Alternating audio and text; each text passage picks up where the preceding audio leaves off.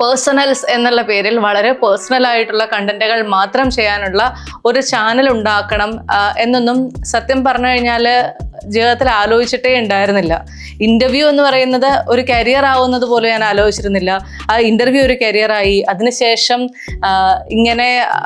അങ്ങനെ ഒരു ചാനൽ തുടങ്ങി. ആ ചാനൽ വളരെ നല്ല രീതിയിൽ മുന്നോട്ട് പോകുമ്പോൾ ഇപ്പോഴോ മനസ്സിൽ തോന്നി പ്രഗ്നന്റ് ആണ് എന്നൊക്കെ അറിഞ്ഞു തുടങ്ങുന്ന ആ ഒരു സമയത്തേക്ക് അത്തരം കാര്യങ്ങളും ഷെയർ ചെയ്യുന്നത് എല്ലാവർക്കും ഇഷ്ടമുള്ള കാര്യമാണ്. നമ്മൾ പ്രഗ്നൻസി ജേർണി അല്ലെങ്കിൽ കുഞ്ഞിന്റെ വിശേഷങ്ങൾ, വീട്ടിലെ വിശേഷങ്ങൾ, ഇത്തരം കാര്യങ്ങളൊക്കെ ഷെയർ ചെയ്യണം എന്നുള്ളത് എല്ലാവർക്കും ഇഷ്ടമുള്ള കാര്യമാണ്, അല്ലെങ്കിൽ കേൾക്കാൻ ഇഷ്ടമുള്ളതാണ്. അപ്പൊ അത് എങ്ങനെയാണ് ഒറിജിനൽസ് എന്റർടൈൻമെന്റ് എന്ന് പറയുന്ന ഒരു ചാനലിലൂടെ പറയുക? അതൊരു ഭയങ്കര ബോറ് പരിപാടിയല്ലേ എന്ന് ആലോചിച്ചപ്പോഴാണ് അതിനുവേണ്ടി മാത്രം സെപ്പറേറ്റ് ആയിട്ട് മറ്റൊരു ചാനൽ തുടങ്ങാം എന്ന് ആലോചിച്ചത്. പേഴ്സണൽസ് എന്ന് പറയുന്ന ചാനൽ തുടങ്ങിയത്. അപ്പൊ വീണ്ടും പ്രശ്നം, ആദ്യത്തെ കണ്ടന്റ് എന്തിട്ടാലായിരിക്കും ആളുകൾ സ്വീകരിക്കുക എന്നുള്ളതായിരുന്നു. അങ്ങനെ ആലോചിച്ച് ഒരുപാട് കമന്റുകൾ കണ്ടിരുന്നു. വീണയുടെ വീട് എവിടെയാണ്, വീടിന്റെ ഒരു ടൂർ ചെയ്യാമോ എന്നൊക്കെ ചോദിച്ചിരുന്നത്.